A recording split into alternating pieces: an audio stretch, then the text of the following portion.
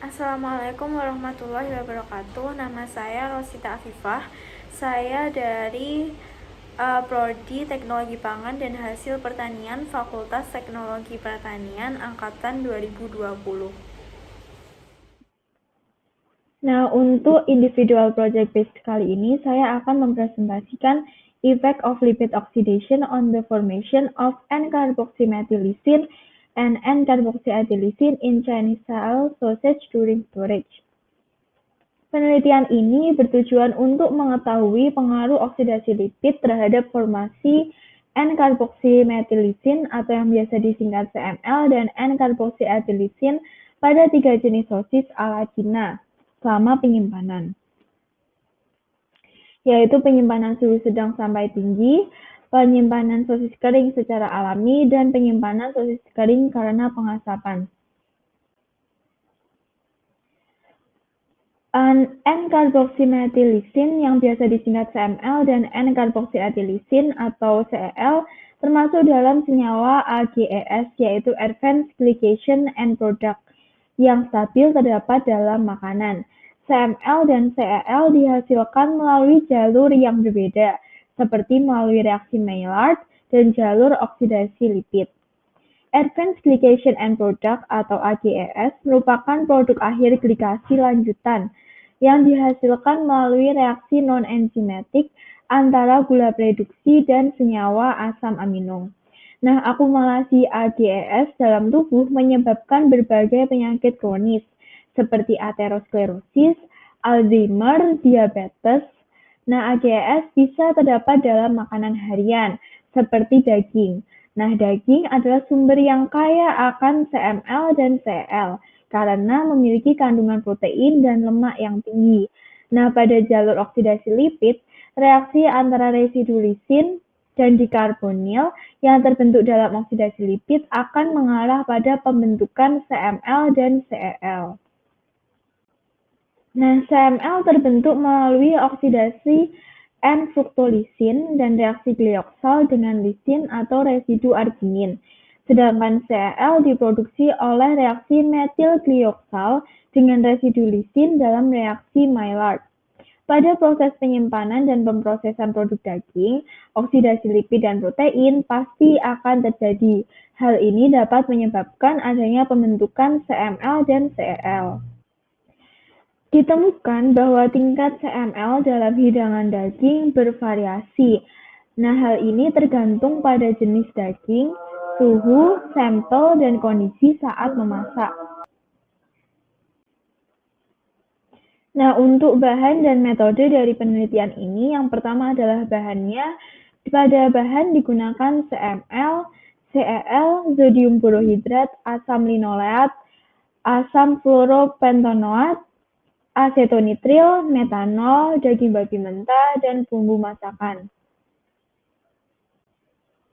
Nah, untuk metode pembuatan sosis, yaitu yang pertama, lemak babi dipotong secara manual menjadi kotak. Campuran daging terdiri atas 70% daging babi tanpa lemak dan 30% daging babi dengan lemak menurut beratnya. Daging babi tanpa lemak dan dengan lemak dicampur secara menyeluruh menggunakan mixer. Kemudian ditambahkan NaCl sebanyak 25 gram per kilogram dan natrium nitrit sebanyak 0,15 gram per kilogram. Nah, natrium nitrit ini tidak ditambahkan pada sosis dengan penyimpanan dehidrasi alami atau sosis pengeringannya alami pada suhu 4 derajat Celcius selama 2 jam sebelum dimasukkan ke dalam selubung kolagen. Sosis dihubungkan menjadi masing-masing 15 cm dengan 3 metode pengiringan tadi. Sosis didinginkan, lalu dikeringkan, dikemas dalam vakum, dan disimpan pada suhu 25 derajat Celcius selama 180 hari. Nah, ini merupakan bagan pembuatan sosis. Selanjutnya yaitu metode untuk menganalisis kelembapan. Sampel sosis digiling, dikeringkan dengan cara dibekukan, lalu dihancurkan menjadi bubuk dan disimpan pada suhu minus 80 derajat Celcius. Dengan kadar airnya itu diperkirakan sesuai dengan metode AOAC. Lalu metode untuk mengukur oksidasi lemak yaitu 1,5 mili larutan asam tiobarbiturat atau yang biasa disingkat TBA dan larutan TCA ditambahkan ke sampel cincang, lalu dicampur selama 30 detik. Nah, campuran ini ditempatkan dalam pemanas air pada suhu 100 derajat Celcius selama 1 jam. Absorbensi dicatat pada lambda sama dengan 532 nanometer terhadap belangko reagen yang telah disiapkan dengan cara yang sama. Nah, hasilnya dihitung menggunakan persamaan yang tertera pada slide. Nah, pada persamaan tersebut A532 mewakili absorbensi larutan uji dengan lambda sama dengan 532 nanometer. Nah, WS adalah berat sampel dalam gram dan 9,48 dalam persamaan tersebut adalah konstanta. Nah, berikut merupakan metode untuk menghitung ekstraksi myofibrilar protein atau yang biasa disebut MFP. Otot longisismus beku ditempa selama 4 jam pada suhu 4 derajat Celcius. Kemudian dicincang untuk ekstraksi MFP dengan buffer isolasi 100 milimol natrium fosfat, 0,1 natrium klorida, 2 milimol magnesium klorida, dan 1 milimol etilena asam glikol tetraasetat dengan pH 7. Pada proses ekstraksi MFP itu disimpan pada suhu 4 derajat Celcius. Dalam prosedur pencucian terakhir, pH larutan suspensi MFP diatur menjadi 6,25 sebelum sentrifugasi. Nah, konsentrasi MFP dievaluasi menggunakan biuret.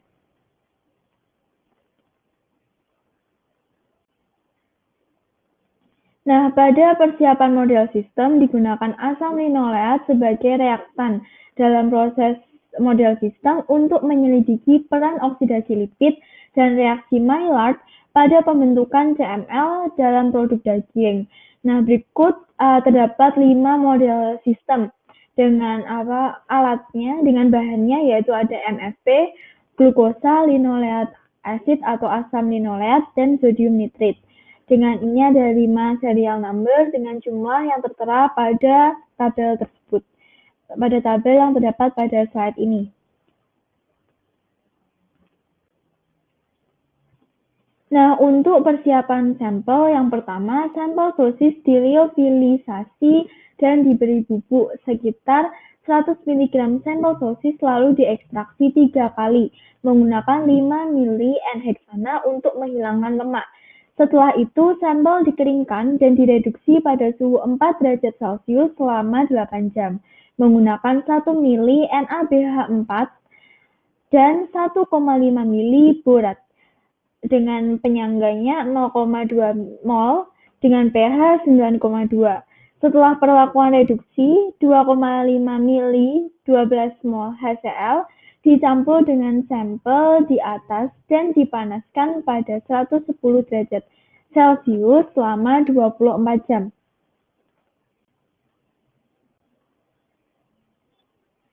Nah, berikutnya merupakan metode untuk mengukur gugus amina bebas. Larutan reaksi dilarutkan dalam natrium 0,21 mol penyangga fosfat sebanyak 2 ml dengan pH 8,2, lalu dicampur dengan 2,4,6 nitrobenzena asam sulfonat, lalu campuran diinkubasi dalam pemanas air 50 derajat Celcius selama 0,5 jam dalam ruangan yang gelap. Selanjutnya, 0,1 mol Na2SO3 sebanyak 2 ml adalah ditambahkan untuk menghentikan reaksi. Absorbensi pada 420 nanometer dicatat, dan hasilnya lalu diperkirakan menggunakan kurva standar yang dihasilkan dengan L-leucine. Nah, setelah membahas metode dan alat atau bahan penelitian ini, berikutnya merupakan hasil dan diskusi atau pembahasan dari penelitian ini, yaitu yang pertama membahas kandungan CML dan CEL di sosis gaya Cina. Nah, kandungan CML dan CEL di sosis gelatina. Yang pertama, kadar CML pada ketiga sosis penyimpanan gelatina yaitu ditemukan bahwa sosis dengan pengeringan suhu sedang sampai tinggi memiliki kadar CML terbesar atau terbanyak dibandingkan ketiga sosis penyimpanan gelatina lainnya, disusul dengan sosis dengan dehidrasi alami atau kering secara alami dan sosis kering dengan pengasapan memiliki kadar CML yang paling rendah di antara ketiganya. Nah, untuk kadar CL sendiri, sosis kering suhu sedang sampai tinggi memiliki kadar CL yang paling banyak. Seperti dengan kadar CML tadi, sosis kering suhu sedang paling tinggi juga meningkati peringkat pertama untuk kadar CL dan CML yang paling banyak. Setelah itu disusul dengan sosis kering alami, dan yang memiliki kadar CL paling rendah adalah sosis kering karena pengasapan.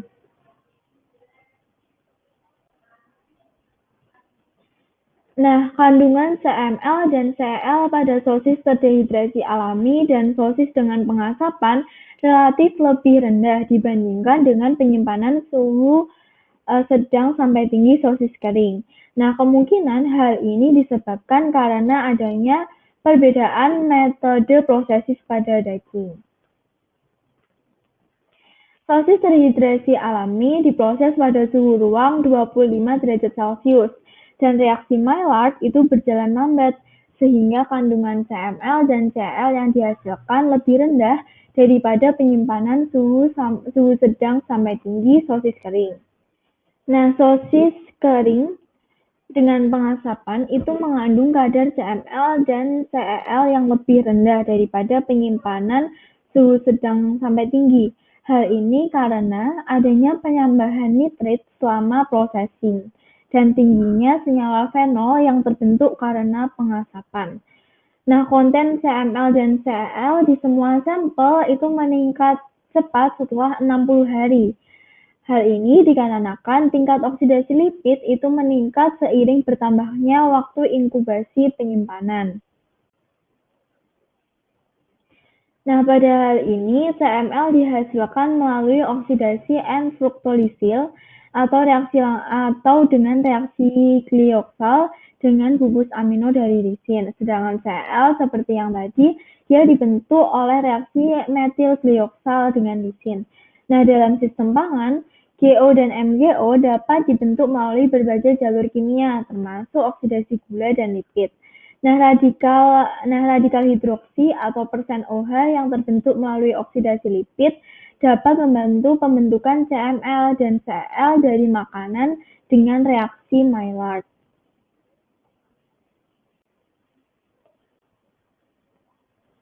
Nah, untuk pembahasan oksidasi lipid, yaitu setelah penyimpanan selama 90 hari, ditemukan bahwa nilai TBARS atau asam tiobarbiturat itu tertinggi pada sosis dehidrasi alami. Nah, hal ini kemungkinan dikarenakan formulasi dan prosedur pemrosesan sosis yang berbeda. Nah, pada hal ini, sodium nitrit digunakan sebagai zat aditif pada sosis kering dengan penyimpanan suhu sedang sampai tinggi dan pada sosis kering karena pengasapan, tetapi tidak ditambahkan pada sosis kering karena terdehidrasi alami. Nah, padahal natrium nitrit itu memiliki sifat antioksidan yang kuat dan dapat menghambat oksidasi lipid dalam daging yang telah dimasak. Yang kedua, kadar TBAR atau asam tiobarbiturat pada sosis kering pengasapan itu lebih rendah dibanding dengan sosis terdehidrasi alami. Nah, rendahnya kadar TBAR pada sosis kering pengasapan ini karena terdapat pembentukan senyawa fenolik pada sosis kering dengan pengasapan. Nah, zat fenolik itu pada zat fenolik terdapat sifat antioksidan dalam produk daging asap.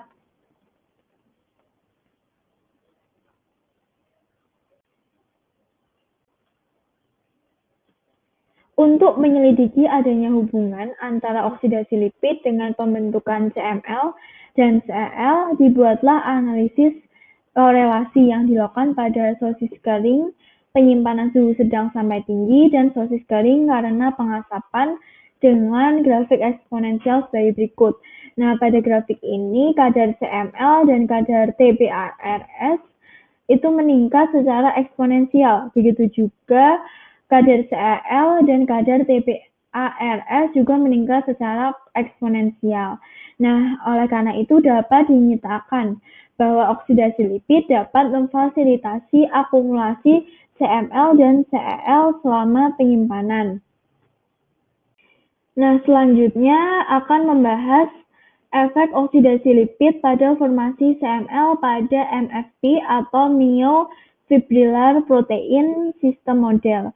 Nah, pada kelima sistem model ini dapat dilihat bahwa grafik konten CML terhadap waktu inkubasi ini meningkat. Jadi, semakin lama waktu inkubasi, konten atau kandungan CML itu meningkat. Nah, berikut merupakan pembahasannya, yaitu setelah 6 hari inkubasi, jumlah CML dalam MFP glukosa itu lebih tinggi dibandingkan dengan asam MFP linoleat.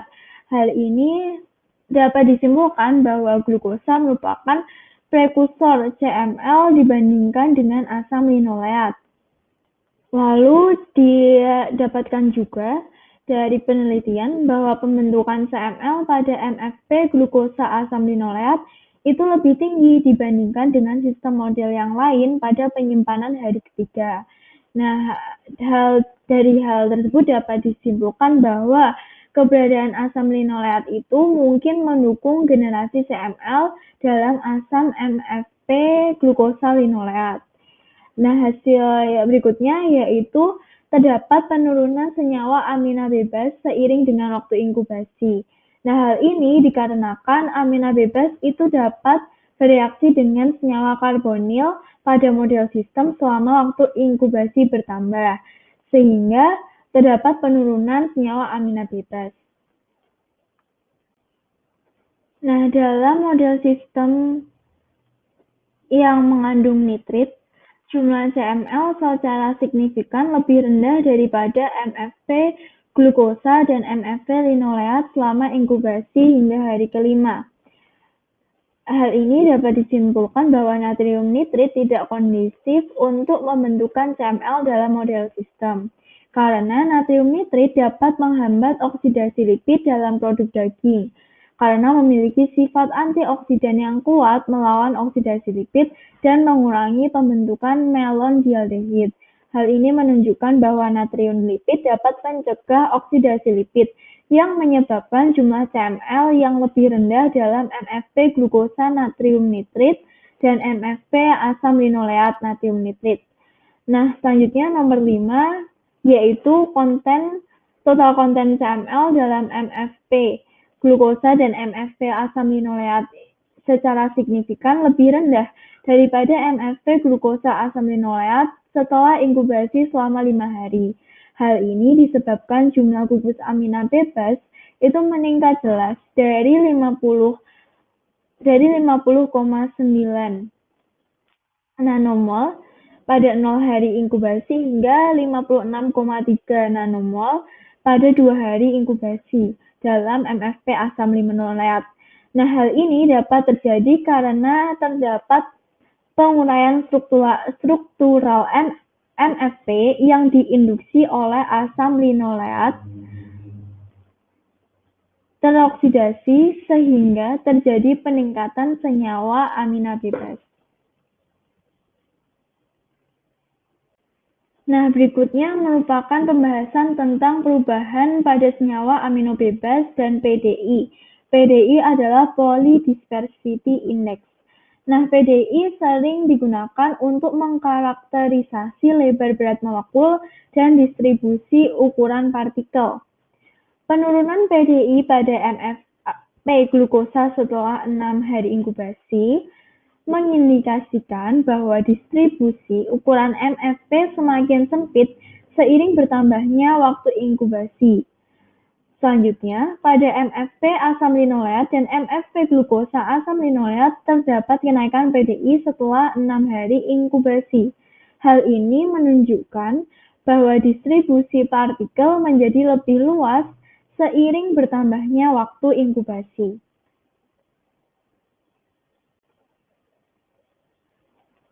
Nah, asam linoleat teroksidasi dapat menginduksi pembukaan MFP atau disosiasi segmen peptida sehingga terjadi paparan gugus amino bebas selama inkubasi. Hal ini dikarenakan terdapat perubahan struktur dan disosiasi segmen peptida atau protein dalam model sistem. Karena persen OH yang terbentuk pada asam linoleat itu teroksidasi dan menyebabkan terjadinya penguraian struktural. Nah, oksidasi ini dapat menyebabkan pembukaan MFP yang menyebabkan adanya paparan residu dari asam amino seperti lisin dan arginin. Nah, lisin atau arginin residu tadi dan senyawa karbonil reaktif itu dapat menyebabkan peningkatan kandungan CML dan penurunan gugus amina bebas.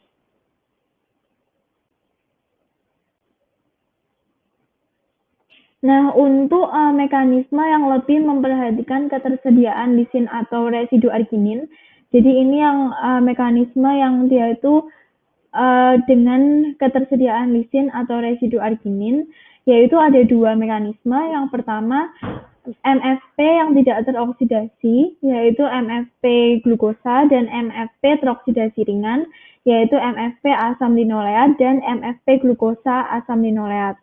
Nah, pada MFP yang tidak teroksidasi itu, sebagian besar lisin dan arginin terletak di dekat permukaan atau di permukaan miosin. Nah, miosin itu merupakan protein utama dalam MFP dan memiliki hubungan yang erat dengan fungsionalitas daging. Nah, seiring berjalannya waktu inkubasi, sebagian dari miosin itu teroksidasi. Nah, ini namanya MFP sedikit teroksidasi. Nah, sebagian dari miosin itu terbuka dan terkena gugus amino bebas. Residu amino bebas yaitu residu lisin atau arginin yang kemudian memfasilitasi generasi CML oleh reaksi Maillard di MFP glukosa asam linoleat. Jadi ini mekanisme ini seperti beriringan.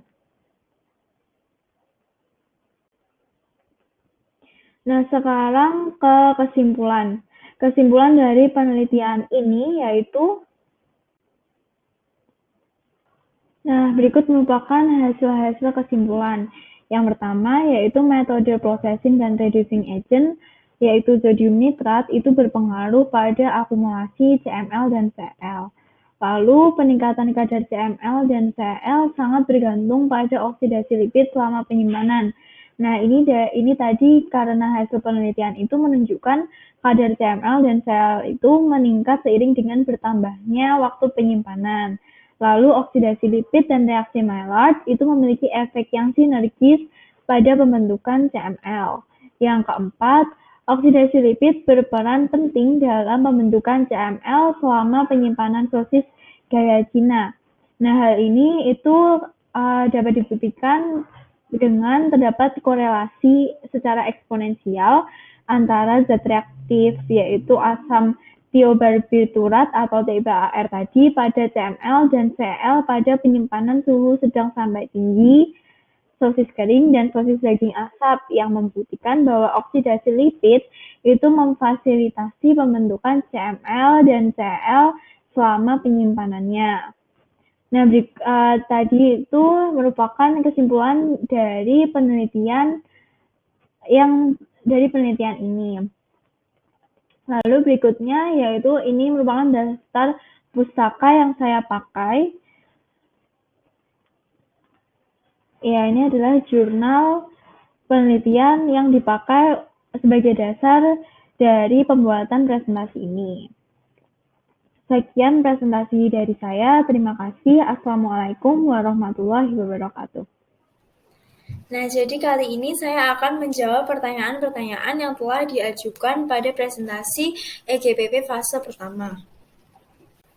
Pertanyaan yang pertama yaitu apa yang bisa menjadi evaluasi untuk mencegah atau mengurangi pengaruh terjadinya oksidasi lipid pada produk olahan daging setelah membaca dari jurnal ini supaya kadar senyawa CL dan CML ini masih di bawah batas optimum konsumsi sehingga tidak memberikan efek bahaya yang begitu besar terhadap tubuh jika dikonsumsi.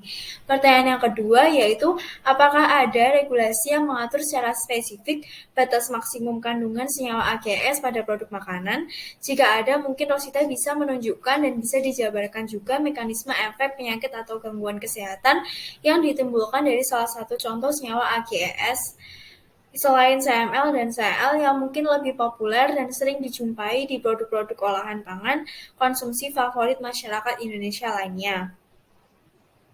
Yang ketiga, pada sosis dengan pengasapan terdapat nitrik dan fenolik yang bisa menurunkan kadar CML dan Cl.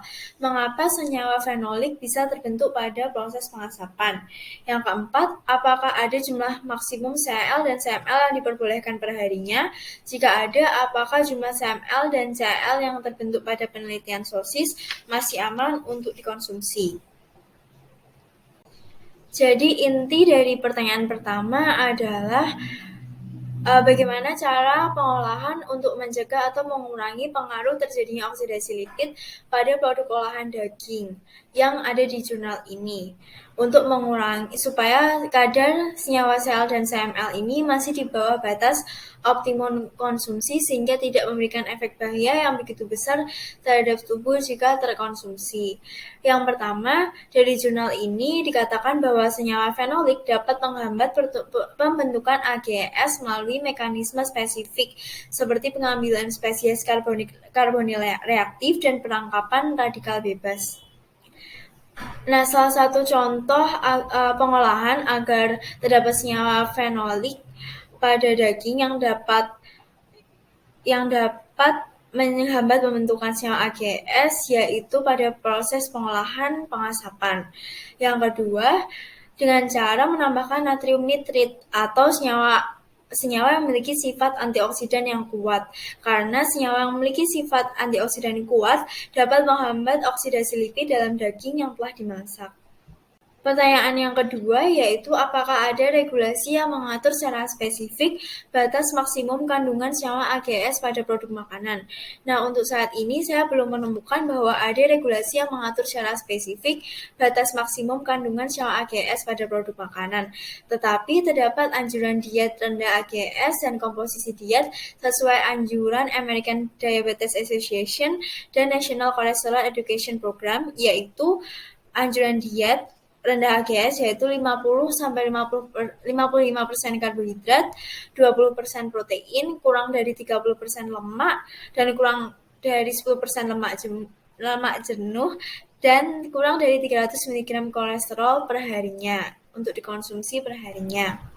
Nah, untuk gangguan kesehatan yang ditimbulkan dari salah satu contoh senyawa AGS yang mungkin lebih populer pada produk olahan konsumsi masyarakat Indonesia adalah penyakit diabetes. Karena seperti kita ketahui bahwa masyarakat Indonesia sangat suka untuk mengonsumsi gula dan karbohidrat. Nah, senyawa AGS ini biasanya terjadi pada penderita diabetes mellitus karena kondisi hiperglikemia atau kadar gula darah yang tinggi, sehingga terjadi proses glikosilasi atau pengingatan gula terhadap protein dan lemak. Akibatnya terjadi proses oksidasi dan terbentuklah radikal bebas. Radikal bebas ini yang dapat merusak pembuluh darah kecil yaitu mikrovaskular maupun pembuluh darah besar yaitu makrovaskular dan juga sel-sel tubuh. Sebaliknya, akibat yang terjadi AGS itu dapat menyebabkan terjadinya resistensi insulin, di mana sel tubuh itu tidak dapat mengikat gula karena tidak peka terhadap hormon insulin, sehingga kadar gula darah yang terjadi itu tuh akan semakin tinggi, dan diabetes mellitus akan terjadi atau kemungkinan terkena diabetes mellitus akan semakin tinggi. Nah, AGS ini dapat menyebabkan terjadinya plak di pembuluh darah atau terjadinya aterosklerosis. Nah, terjadinya plak pada pembuluh darah ini seperti yang saya katakan di atas tadi, AGS dapat merusak melalui proses peradangan atau inflamasi pembuluh darah baik yang kecil maupun yang besar. Nah, untuk senyawa penyebab diabetes mellitus ini belum saya temukan, atau mungkin bahwa hampir semua senyawa AGS ini dapat menyebabkan penyakit diabetes mellitus. Pertanyaan yang ketiga yaitu pada sosis dengan pengasapan terdapat nitrik dan fenolik yang bisa menurunkan kadar CML dan CL. Mengapa senyawa fenolik bisa terbentuk pada proses pengasapan? Proses pengasapan adalah bahan makanan tersebut diberikan di atas asap atau dikenai asap. Nah, sedangkan kandungan dari asap sendiri yaitu berupa asam organik, fenol, formaldehid, dan benzopiren. Nah, jadi dapat disimpulkan bahwa senyawa fenolik yang terdapat pada bahan makanan hasil dari pengasapan adalah berasal dari asap yang digunakan itu sendiri. Nah, kandungan senyawa fenol pada daging asap dipengaruhi oleh beberapa faktor, yaitu jenis daging yang diasap, kadar air bahan pengasap, dan jenis metode pengasapan yang digunakan. Nah, pertanyaan yang keempat yaitu apakah ada jumlah maksimum CL dan CML yang diperbolehkan per harinya? Jika ada, apakah jumlah CL dan CML terbentuk pada penelitian sosis masih aman untuk dikonsumsi? Nah, untuk jumlah maksimum yang diperbolehkan per harinya itu sepencarian saya belum ada yang menyebutkan jumlah maksimum CL dan CML yang diperbolehkan per harinya. Nah, untuk kadar jumlah CL dan CML yang terbentuk masih penelitian sosis masih aman untuk dikonsumsi ini kemungkinan masih aman asal sosis yang dimakan tidak terlalu banyak. Nah, pada pertanyaan keempat ini juga mengacu pada pertanyaan yang kedua, yaitu apakah ada regulasi yang mengatur secara spesifik. Nah, karena CML dan CEL itu termasuk dalam senyawa AGS, maka anjuran diet rendah AGS ini dapat digunakan juga, yaitu yang boleh dikonsumsi yaitu 50-55% karbohidrat, 20% protein, kurang dari 30% lemak, dan kurang dari 10% lemak jenuh, serta kurang dari 500 mg kolesterolnya per hari untuk mencegah penyakit yang dihasilkan dari senyawa AGS yang tertumpuk di dalam tubuh. Nah, berikut merupakan daftar pustaka yang saya gunakan dalam meringkas materi EGPP ini dan juga dalam menjawab pertanyaan-pertanyaan yang telah diajukan kepada saya. Terima kasih. Assalamualaikum warahmatullahi wabarakatuh.